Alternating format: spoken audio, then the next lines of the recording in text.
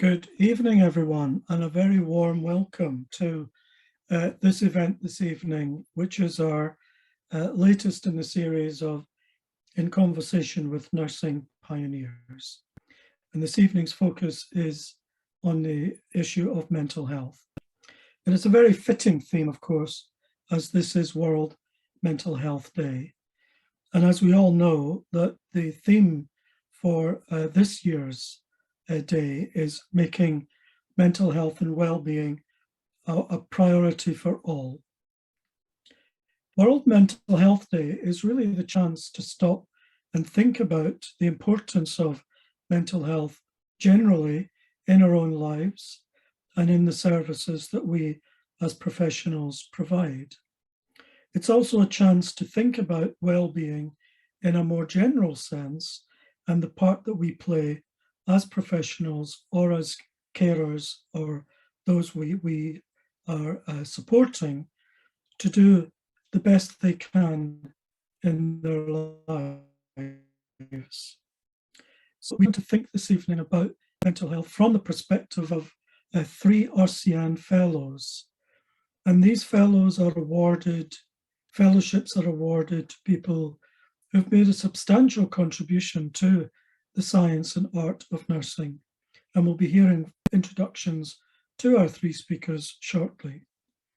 Just to say that my role is twofold. For one, I'm the RCN Professor of Nursing Research at Cardiff University. And secondly, I'm the convener of the RCN Fellows Group. And with a planning group, we put together these events, usually twice a year, and we will be looking for ideas for our next one. You can find out more about fellowships, how to nominate, and indeed the roll of honour and the people who have joined this esteemed group on the RCN website. So without further ado, I'm going to hand you over to this evening's host, Simon Arday. Just want to say a few words of introduction about Simon. Simon is a very experienced mental health nurse.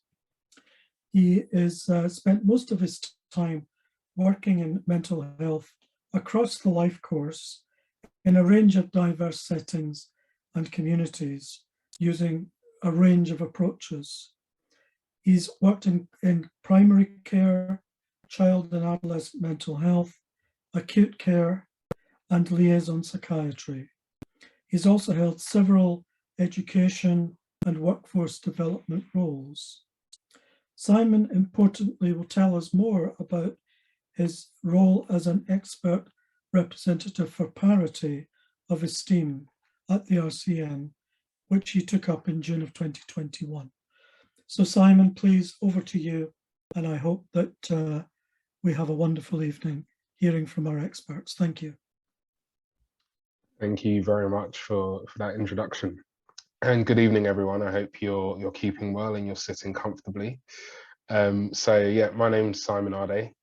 I'll be your host for this evening's conversation. So I'm a mental health nurse by background, if the intro didn't give that away.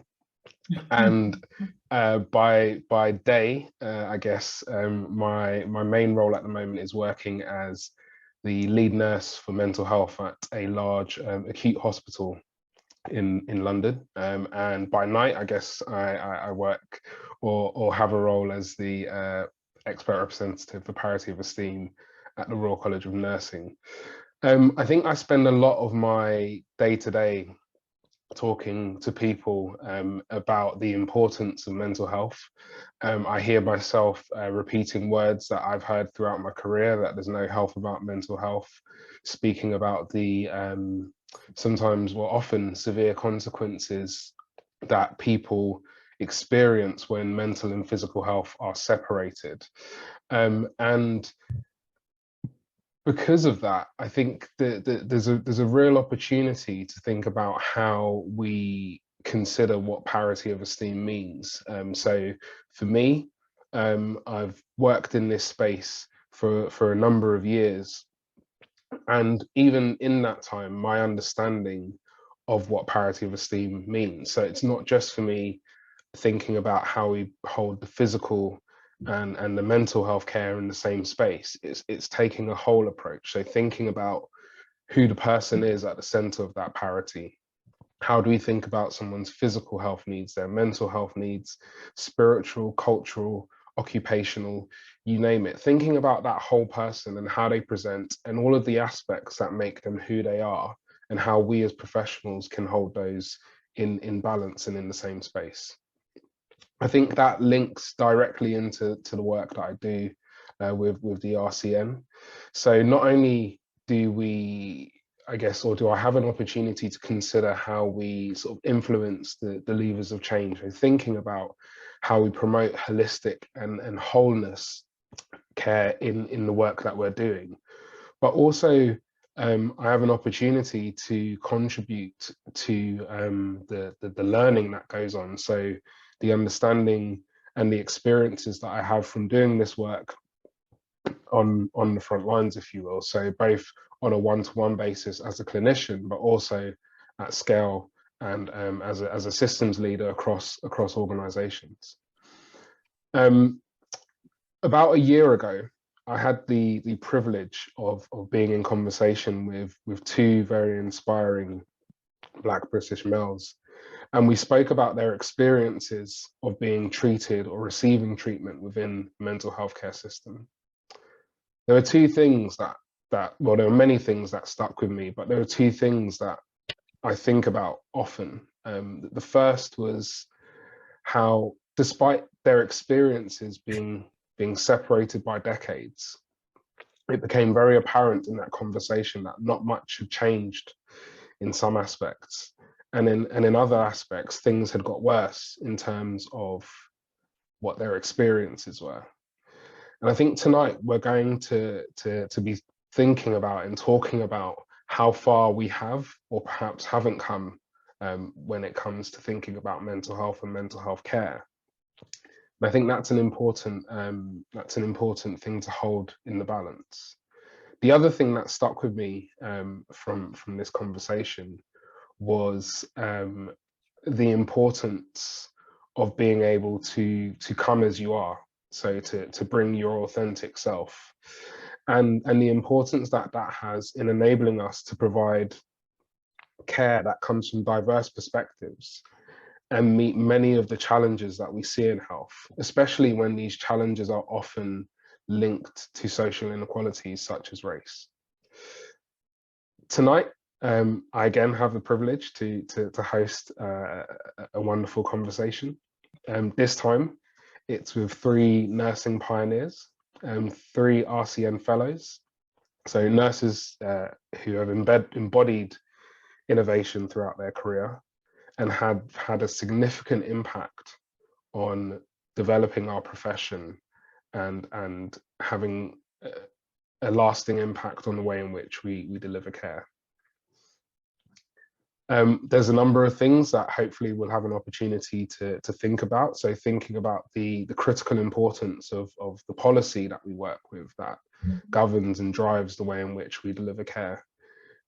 Hopefully thinking about parity of esteem and what that means. So I've explained a bit about what that means to me, but having the opportunity to understand what that means to others.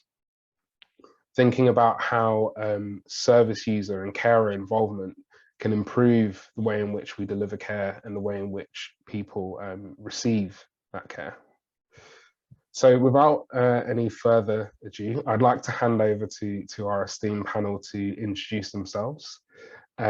So we've been joined this evening by Dr. Cecilia Anim, Catherine Gamble, and Roland Dix. And so I'll hand over to Cecilia first to introduce herself. Thank you, Simon. Thank you, everybody. And thank you very much for coming to listen to this event tonight. It is very important for us as nurses to share the positive side of the nursing care that we give to our patients, and it continuously to improve care for our patients and innovate and make sure that patient satisfaction continues to improve because the trust that the patient and public happiness needs to be sustained. I'm Cecilia Anim. I'm a nurse by background, but tonight I have got two hats I'm wearing. One hat as a nurse and the other hat as a parent and a carer for a young lady with learning disability who I have cared for the past 37 years. And one of the most important things is when you have a child with learning disability, sometimes also has mental health problems, physical health problems in addition, and comorbidities of other illnesses that comes along with the package. It is sometimes very difficult to combine this balance with your work, your family life, and then caring for your child.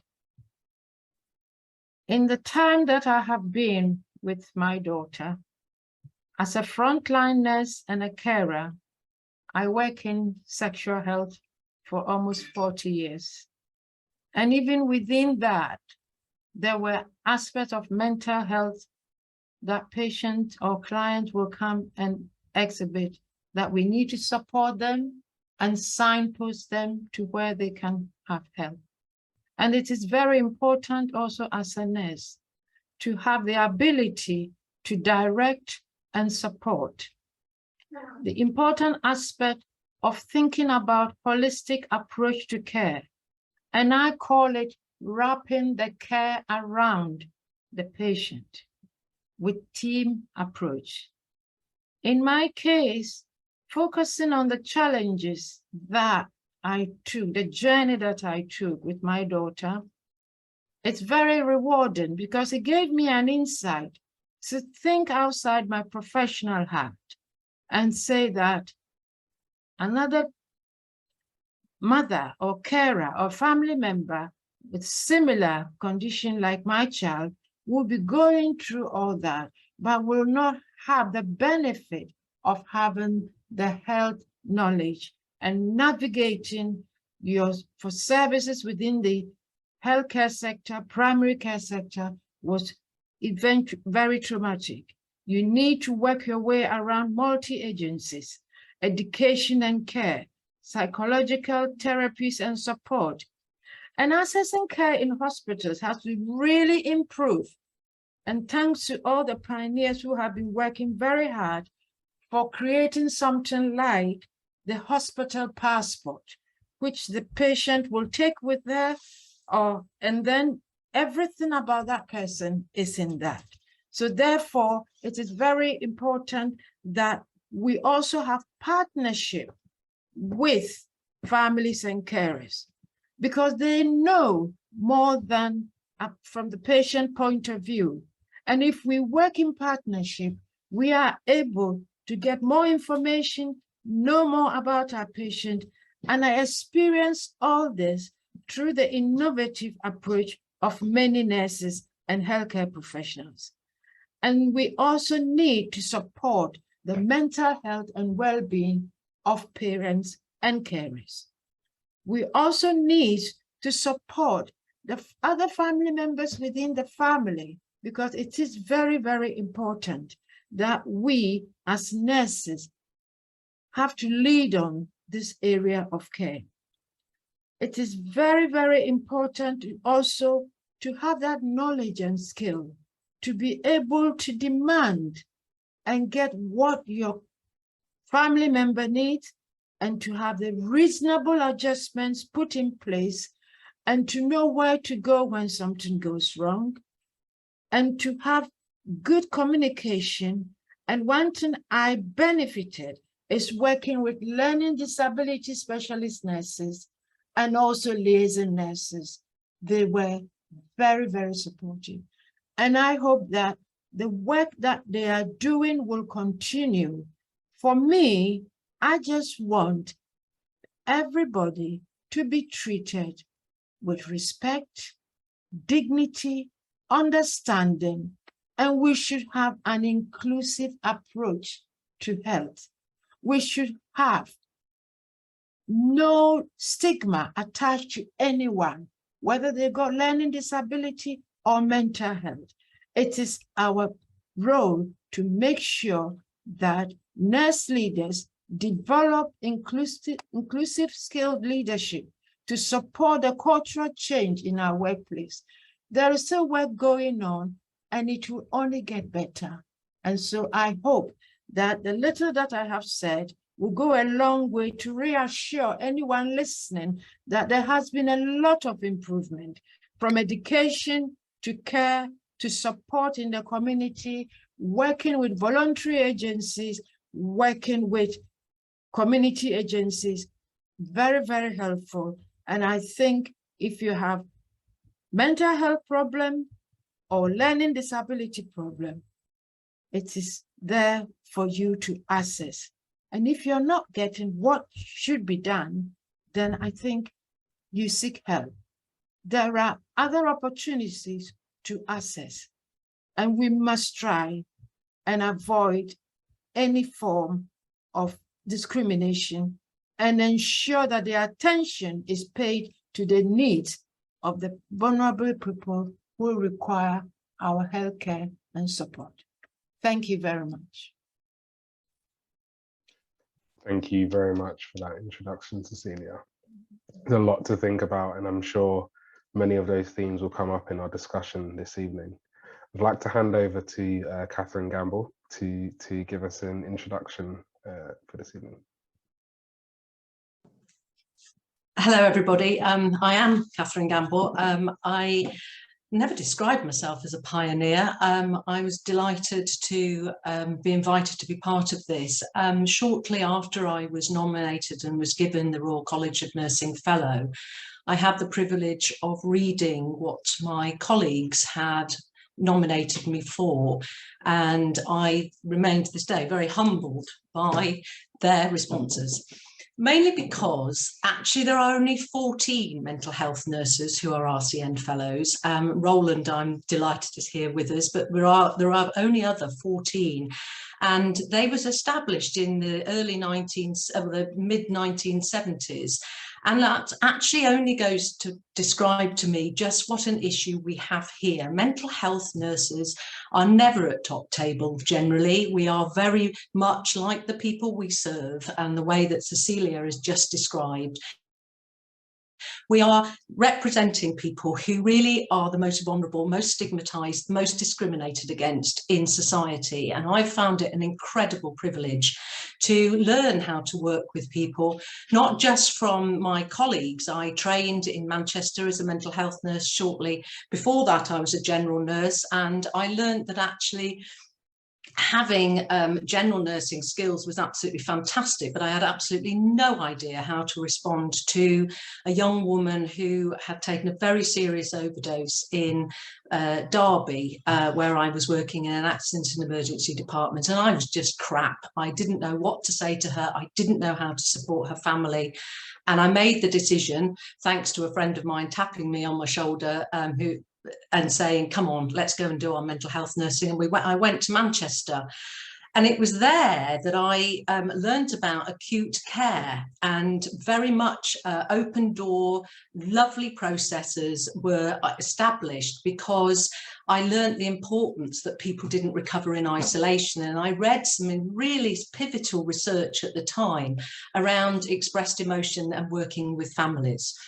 And fortuitously applied to the Maudsley, and it turned out that the person who actually had written that book was Professor Julian Leff, who went on to teach me and Jeff Brennan and many others to do and work with families. And that has stayed with me. And I thought that when he taught me how to work with families, it would be such a simple tool that I would actually be out of a job within moments, because unfortunately, I thought the tool was so simple that everybody was using it. And I hope that we'll be able to think about those themes as we talk about pioneering in mental health nursing, because we have been given gifts along the way. And I know we'll be going to think about Annie Olshort, who was supportive of very dynamic principles for mental health nursing. And I know that those gifts that we have are something that I cherish very much in relation to my professional practice. And I am delighted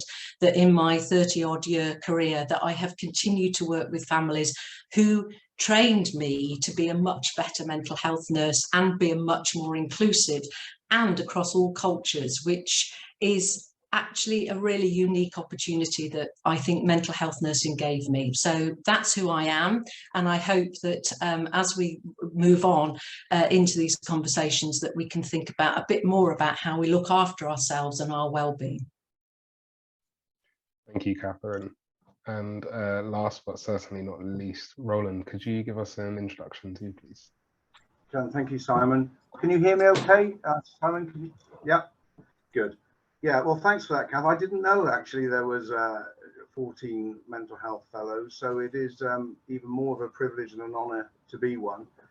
I suppose my journey here today started in Dublin and later on a small town in the north of Greece called Ceres. And to explain that further, my grandmother came as an immigrant from Ireland to work in mental health. She worked as back then an attendant and then a nurse latterly in a mental health facility, and went on to be assistant and a matron. The Ceres connection, which is a small town in the north of Greece, is my mother, who was also an immigrant from Greece, who came from Greece to be a mental health nurse, although she didn't know she'd be a mental health nurse when she saw the sign in Athens saying, "Come to England, England needs you," and saw the nice person with a stethoscope, which was the advert persuaded her. And then she met my father through her mother at the dinner and dance at the Coney Hill Hospital Psychiatric Asylum. And my mother went on to be a sister and a matron in the mental health city. So I'm the third generation of mental health nurse. So I probably had no real choice if destiny was another to be a mental health nurse.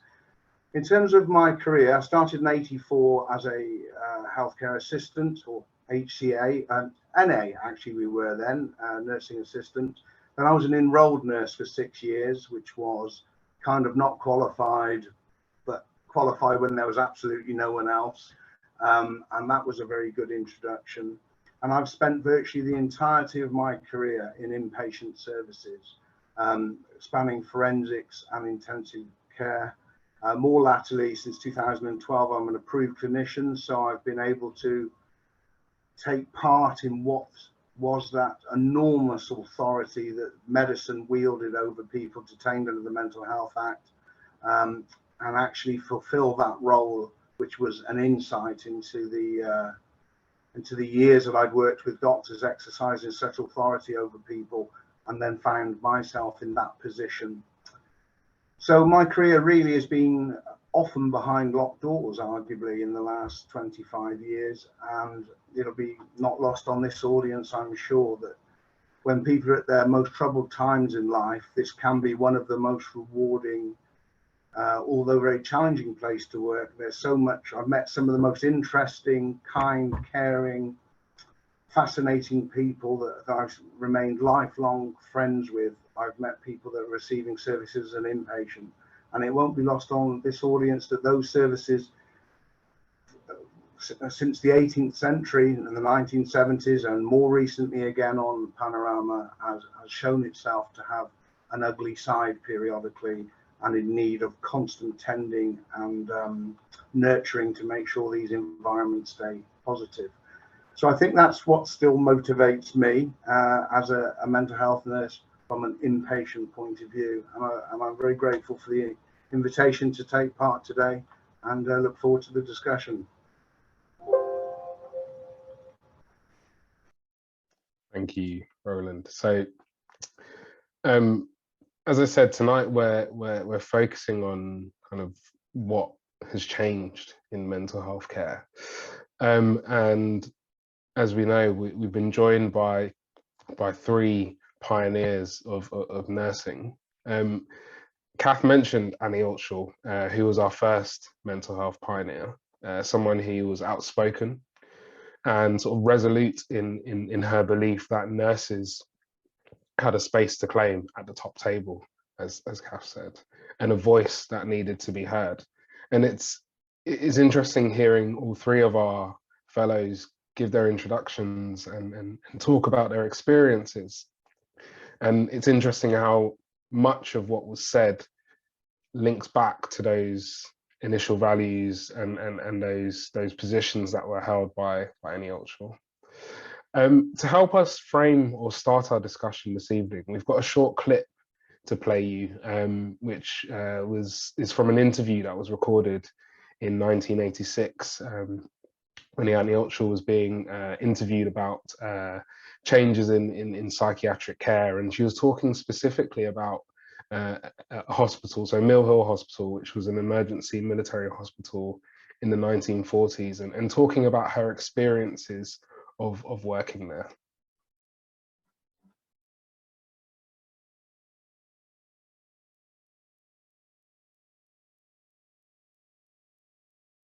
Well, in retrospect, I think Mill Hill was a much better mental hospital than any of them are now or have ever been since. I mean, I keep on hearing people telling us what a marvellous progress psychiatry has made. I can't find it. Nothing is as good as Mill Hill was. I know that may be rose-coloured spectacles about the past, but I don't think it is. It was complete freedom. But that meant that you could do all the things that one later thought were such marvellous ideas, open wards and completely free environment without the slightest difficulty. What sorts of things are you referring to? Everything that anybody thinks they've invented since. Like, for one thing, there was a marvellous horticultural department. That's now called something therapy. I mean, it used to be called gardening. But Yes. there was a thriving market garden going on in Mill Hill, which, of course, during wartime rationing was marvellous anyway. Great, yes.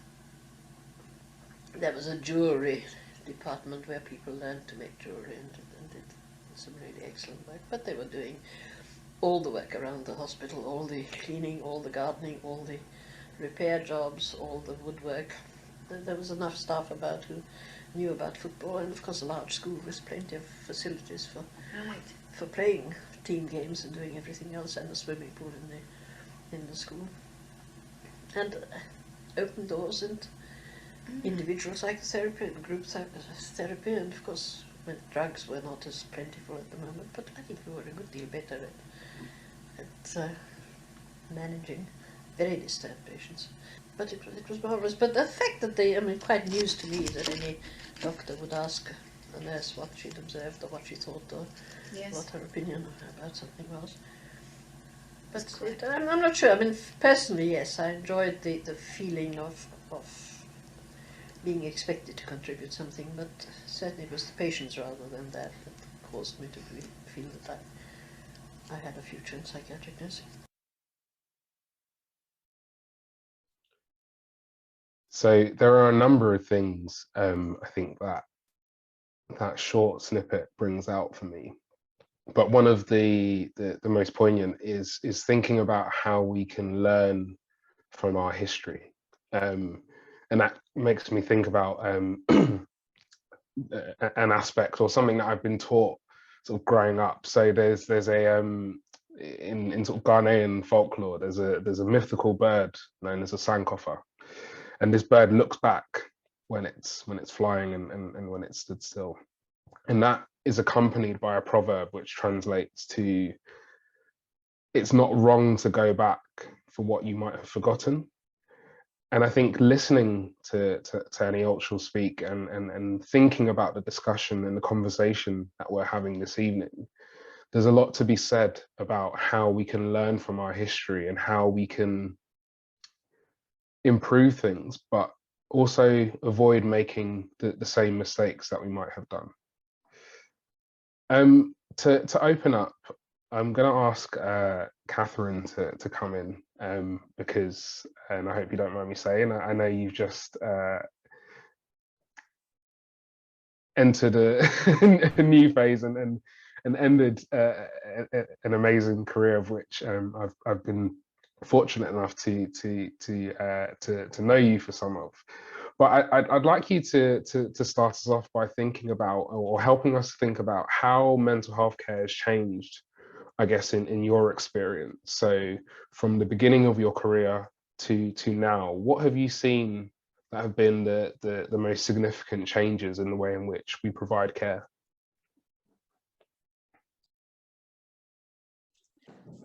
Thank you for that, Simon. I think just to start off was when we were all thinking about where we started, and my experience was, as a first qualified mental health nurse, I ran a 32-bedded ward with 16 patients who had drug and alcohol problems, and the rest were acutely unwell for an acute inpatient area. In Manchester, there was no locks, and people would just come and go. We would do a lot of negotiation, but there was very little conversation about family involvement, or when I was learning, I didn't even learn how to spell schizophrenia, let alone know how to really treat it. So I think for me, there are a much greater understanding about serious mental illness and what helps and what can really emerge as some very significant interventions, family work being one of them, and also the inclusion of service users and patients, and a public and patient involvement in the last however many moons ago that I started in Manchester. We didn't have anything like that, and I do remember when I first came to work at the Maudsley, I got as I said, another role, another opportunity as a ward manager, to think about how we involved people. And we did a lot of sessions around education and supporting people. We had daily community meetings and used a very psychodynamic approach, because at the time we were very fortunate to have our forefathers and people like Annie Short around to really help shape and mould us. And at the time I also was very privileged to have monthly one-to-one psychotherapy by a wonderful mental health nurse, Beatrice Stevens, who supported us all, working with us. So that in itself helped shape my values and my understanding, and that I was living my life according to those values that drove me, that the inclusion of patients was always at the centre of our activity.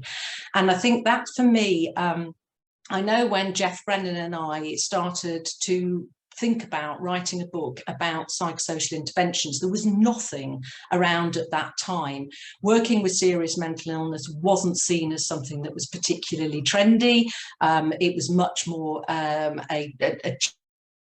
challenge for mental health nurses to work with people with schizophrenia particularly. So I was delighted that we helped to shape, and I will stand corrected by other people, but we were the first people to say, when we write our book, and our first book, we will involve service users and carers at the beginning of our book. So that was the first thing we did. We invited people to write about their experiences. And as I say, as mental health nurses, I know that we'd had people contributing, but we'd never had that before. And I think that's what's really changed in my career, is that we've had far more opportunity to listen and learn, and actually have people working alongside us. I've learned far more about people's cultures, people's understanding, people's complexity from the families and people that I've worked with. And also what I liked about the way that we worked, and also that what I hope I've pulled through the rest of my career, is the opportunity to be inclusive, and never to be able to make those assumptions that I have about people. And we often make mistakes. In fact, you were just talking about the people that we met last year, this time last year, Simon, and David Harewood and Kojo, who was the people you were referring to. And David Harewood actually has only just today tweeted about learning from wounds and scars, mistakes and failures. We don't learn from celebrity awards, and he quoted Jane Fonda, and I think that's something for me, is that through the mistakes I've heard of families making, I've heard of the scars they have, it's helped shape me. And I think that's where I've come to this point, where I'm now looking at actually a whole systems approach, but I'm very much aware that we are now working in a very, very different world that I started in, and that's where I want to just start us to think about, really, about what we do and how we re-own some of those areas that I think we've missed. The 1990s were a very exciting time for mental health nursing, and I was very delighted to be part of it. Lovely, thank you, Catherine. Cecilia, I wonder if you wanted to come in, because I noticed you were nodding when Catherine was talking about a few things. In particular, I wonder if you wanted to share some of your perspectives around how the sense of inclusion has changed. So speaking from your other hat as a carer, have you recognised a shift or a change in the way in which healthcare services as a whole look for that expertise that exists within communities, families of carers? A lot has changed. A lot has changed. And I think sincere thanks to healthcare professionals, and especially early disability nurses and liaison nurses. I remember when Ruthie was born in the 80s, it was, as Simon, you mentioned about our culture in Ghana, people with learning disability were never taught of. When I was a midwife in Ghana, they took them home, and sometimes you never see the baby again at the baby clinic, and they tell you he's gone to the village or something. So when I had Ruth, it was two cultures clashing. How is she going to be accepted? Then the challenge of navigating your way through health and education. And I find the nurses, and when we have to take, she had other comorbidities, so we are always in the clinic. She's at the moment on the 5 consultants.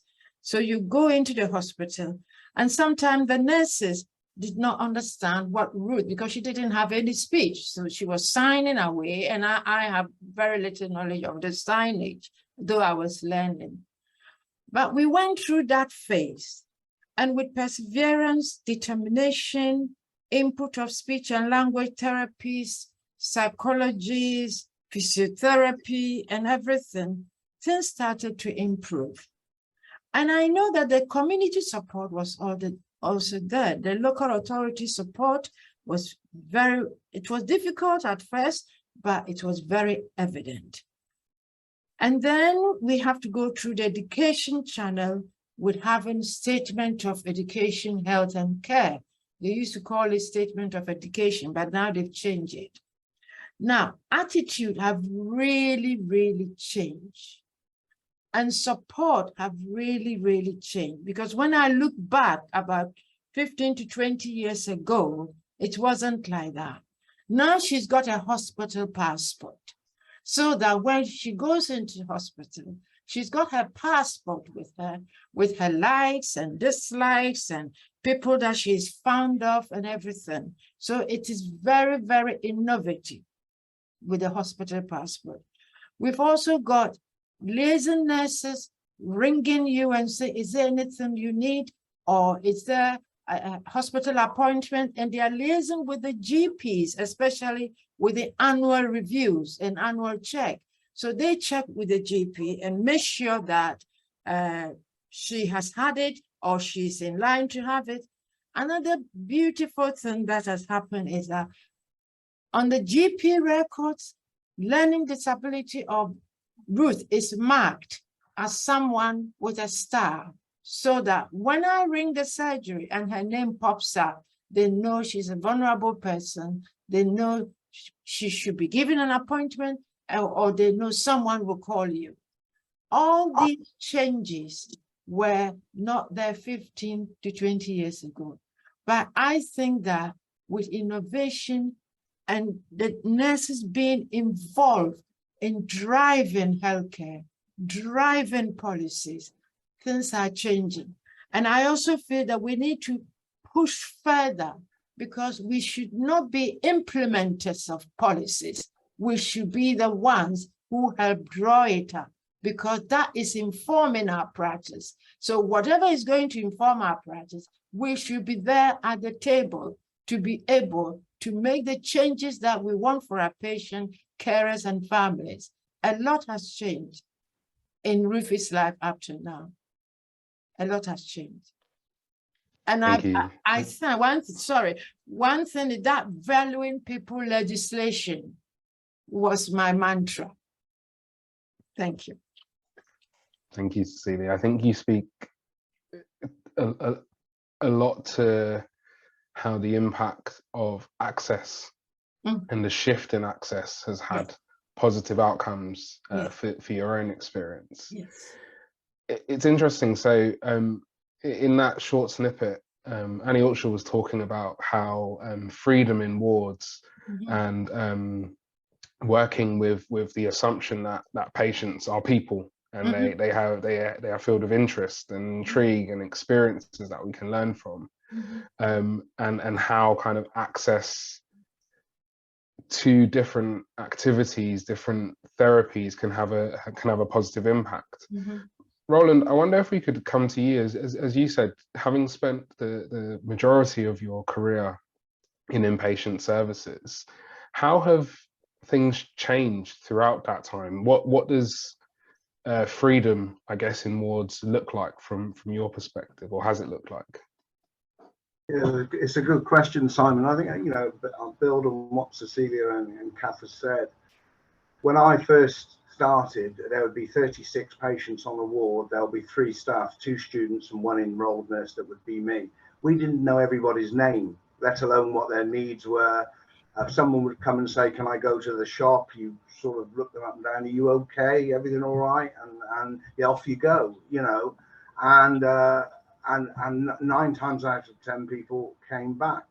But they were unsophisticated places that were based almost entirely on tradition, mostly from the mass discharge of the 1950s following the advent of chlorpromazine. Lots of these 700-bed hospitals were being reduced to smaller sizes, but it's still at that time, there were no big procedures. It was mostly relationships, and relationships, you know, 3 staff could only have so much of a relationship with so many people when there were 36 on a ward. And there's a temptation to romanticize when you're young. You know, you look back when you're 20, I had hair, things felt better. So therefore the world must have been better. And in the sense of relationships and people depending upon each other, the atmosphere of a mental health inpatient facility, I spent 12 Christmases in Christmas Eve, Christmas Day and Boxing Day at work, quite deliberately, because it was the best Christmas you could possibly have. I wasn't trying to avoid my family at that point, honestly, but there were chess tournaments, table tennis tournaments, of course. People would wheel around the trolley of lager and Guinness and sherry, and there would be a whole community. So easy to romanticize that, but there was an awful lot wrong with it too. Drugs were overused. Some of the neuroleptic medications and sedative medications were overused. Seclusion was a hugely used intervention back during that period of time. So how have things changed? I think Cecilia and Kath had mentioned that we've now relearned 2 things, that we have to engage with people at the human level, which is, as previously referenced from Annie, you know, gardening used to be gardening. Now, what I like about the new world order, and I think Cecilia probably persuaded us closest to this, there's now expectations. People should have access to this. It should be done on time. You should be seen by this person and considered in a certain way. So it's become more mechanized, so to the extent that people can get a more consistency. So that's a good thing. But the downside of that, particularly in inpatient mental health, is everybody knows the risk of doing something, allowing people out, allowing people to have access to activities, but they very often struggle to measure the risk of not doing it.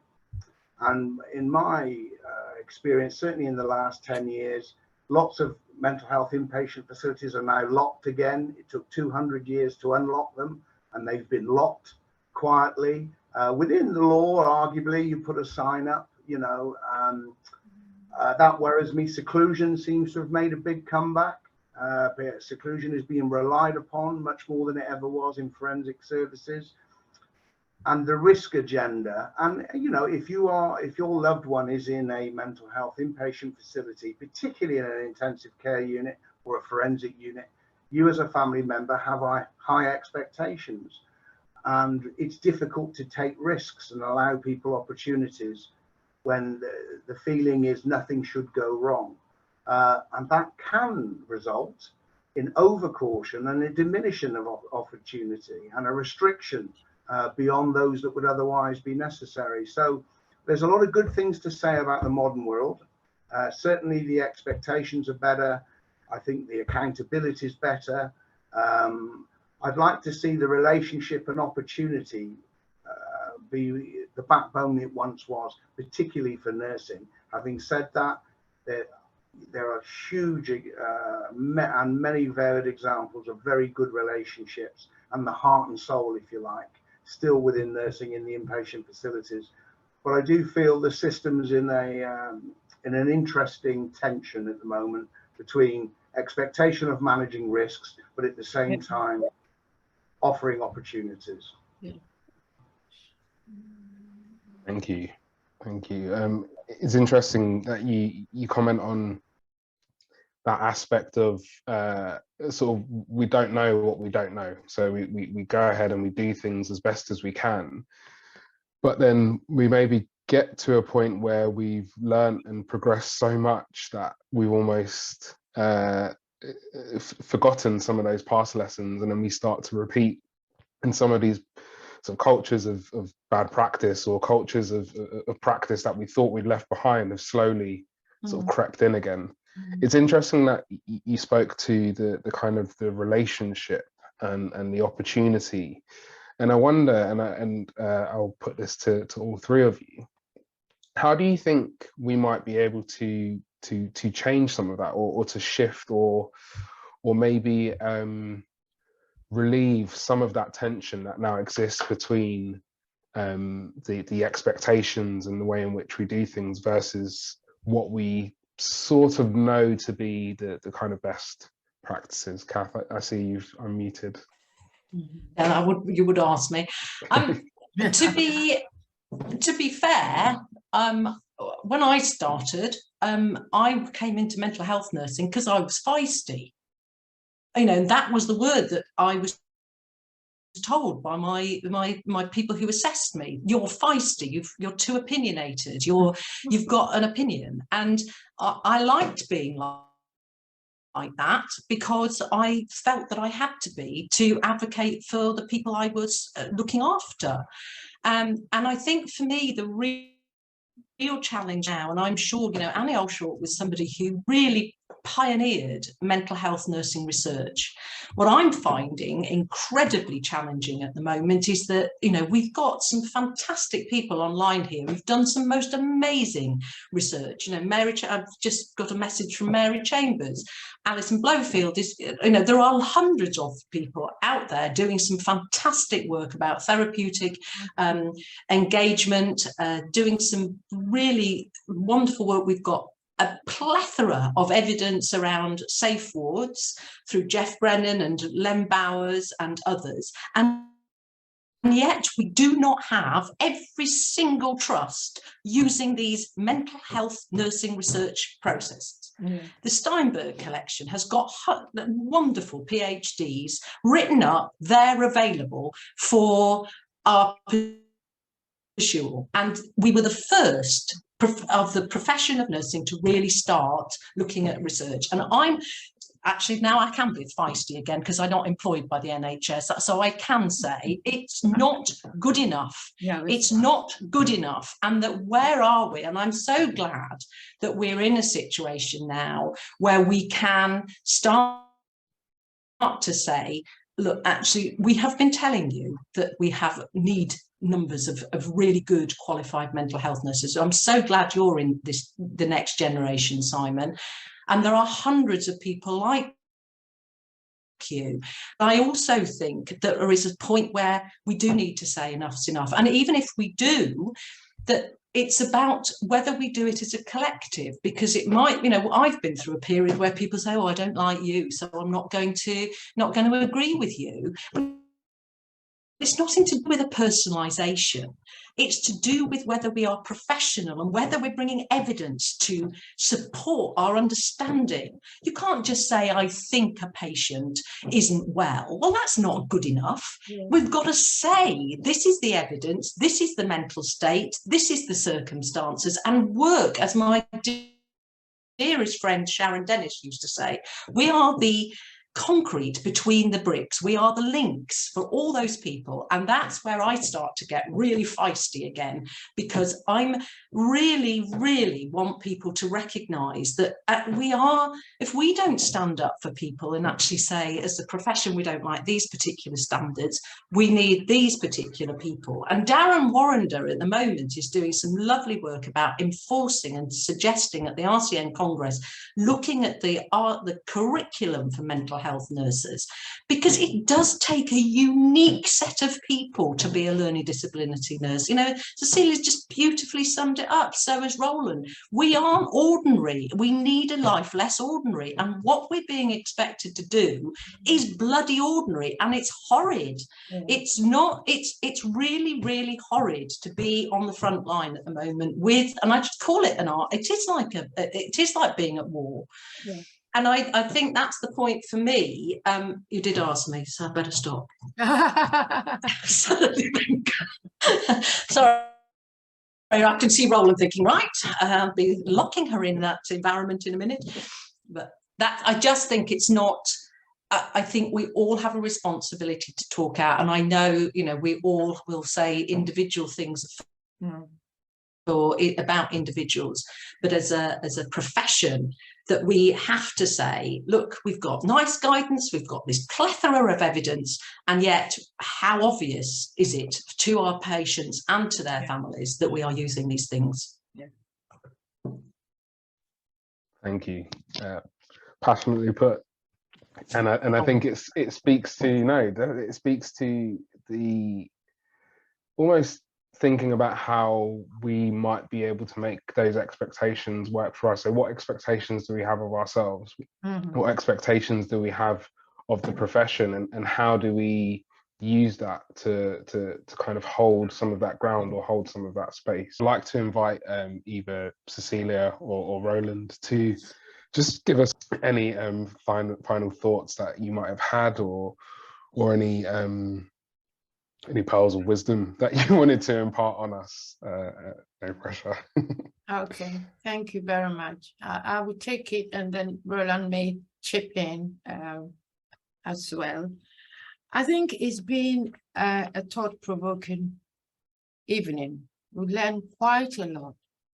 We have addressed issues that we feel need to be addressed and where the gaps are, and also looking back and see what can we take from the past to inform the current, going back to the basics and bringing that forward and re-innovate some of the issues. For me, I think the health service is going through a very great challenge at the moment. Resources, staffing, patient expectation increasing, and sometimes as a professional, you want to do more, but it looks as if time is not on your side, or you got other pressures in the workplace. So what I want to say is what we have been able to achieve, both in learning disability and mental health nursing, we should carry on and demand more change and look at the issues that bring people onto our doorsteps with mental health issues and address those issues. We shouldn't be a health service looking after the sick. We should be a health promotion service, preventing illness, improving well-being. And talking about well-being, we also need to have measures in place, tools in place to support the mental health and well-being of our staff. I used to say in my speeches, happy nurses give better care. So we need to look at the needs of nurses, healthcare workers, address those issues. We need respect, accountability where is due, and we need to stop the blame culture. What we need to do is, what has gone wrong? Why did it go wrong? How do we address it and support our nurses and the profession and get the stakeholders to put their money where their check is? If I've got it wrong, someone corrects me. Thank you. Thank you, Cecilia. And finally, Roland, I don't know if you had anything you'd like to share before we close, and I hand back over to Danny. Yeah, very briefly build on what Cecilia said, the blame culture, this idea that, you know, things will go wrong for me if I don't keep quiet, stay in the background. You know, I trained in the 80s, and there was a big thing about bringing justice, bringing empowerment, bringing a sense of equality to those that were in mental health facilities and with mental health problems. There was something to get passionate about. And I think we've lost a lot of that in society. I've got kids, teenagers, and one teenager and one a bit younger. I think teachers feel very restricted in what they can say now. Mental health nurses, there was a time in prisons where there was an education program, the governor knew individual inmates, that there was a culture within a prison that relied upon education, engagement, sport, and so on. I think society as a whole needs to worry less about getting things wrong and being judged, as Cecilia said. Social media has brought a whole new layer to this equation. And we're in the people industry, and in the people industry, what matters is people, being able to engage well with people, to show a genuine interest in what they've got to say, and to collectively take things forward in that way. So we need to relearn, don't we? I think you said it, Simon. We need to find our way again, and it's about engaging with people. And I would say that in society, and certainly in mental health nursing, it's a great job. 37 years I've been in it. I'm still in it now. I'm supposed to be retired, but I'm back 2.5 days a week. I don't regret any of it. And for all the students on the platform today, and for others, I think at the end of all this, when you reflect on it, it's a life well spent in mental health nursing, or in any nursing for that matter, assuming you're in it for the right reasons, which is about people. So that's my final thought. Thank you. And I can see, Cecilia, you've got your hand up for just one sentence. As a school governor and child mental health increasing in our schools with very little support at the moment, my vision would be to have a mental health nurse attached to schools to support children with mental health problems. Catch them early. With early intervention, we prevent long-term issues. Thank you. Thank you.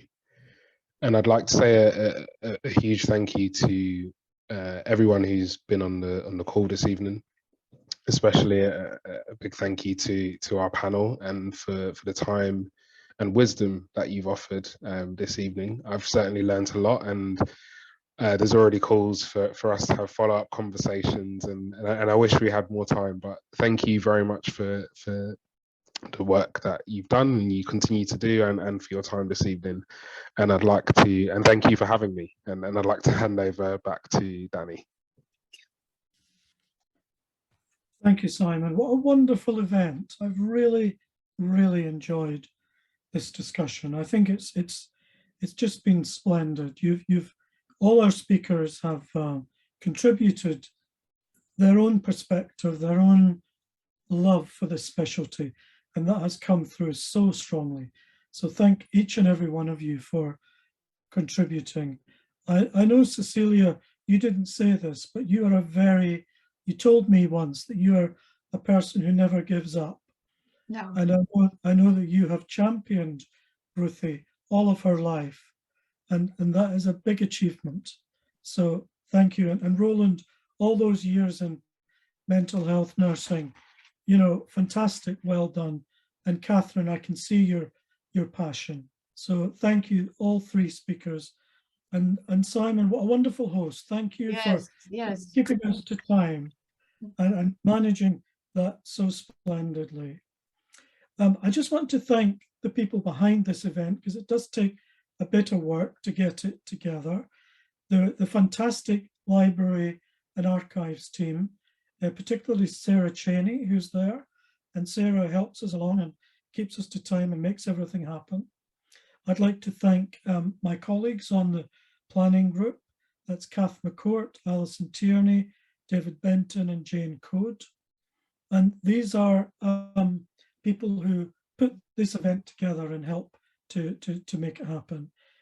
I mean, these aren't about nursing pioneers, and I think you'll agree from tonight's session, and especially those younger in your career, you know, it gives you some idea of how a career can take you and where it can take you over the years. It's a wonderful career in nursing, and perhaps today it's a very important day on World Mental Health Day to remind ourselves of how we take care of other people, but also how we take care of ourselves.